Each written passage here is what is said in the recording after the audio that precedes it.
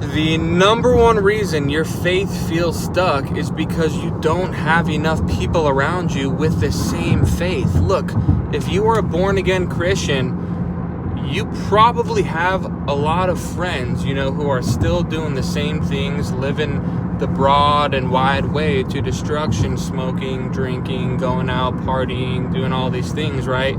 You need to surround yourself with like-minded people who are on the same straight and narrow path as you, who have the same faith.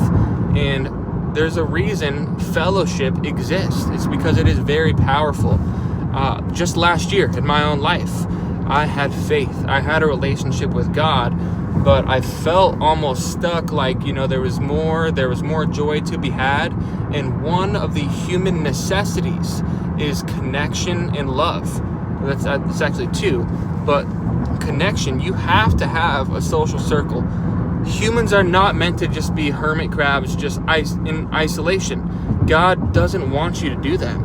He wants you to have fellowship. So I encourage you, find a good church that's going to speak the truth, that's not just in it, for the money, because there's a ton of those nowadays. But find a good church, a good pastor who's going to speak the truth and give you conviction, and go surround yourself with people, maybe around the same age, and see if they have any, young adult groups, or see if there's any way you can start a group to just do some fellowship. You can do something simple like going to the gym, or go and grab some food, whatever it is.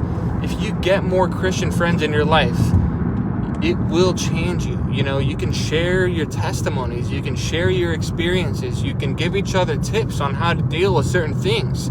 We're all in different paths or different stages of our walk. We're all in different stages of the path that we're on. So we should be there for each other, help each other out, and it makes a huge difference. Just recently I've been starting to get more involved, and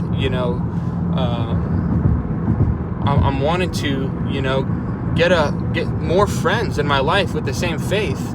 And I've seen over just the past couple weeks how God has blessed me, and He's put people in my life, and I'm meeting so many people now. Just today had a 30-minute conversation with a couple guys in the sauna. We were just talking about faith, our testimonies. I met the pastor's his sons today at the gym. The previous time I went to church, I met a couple friends.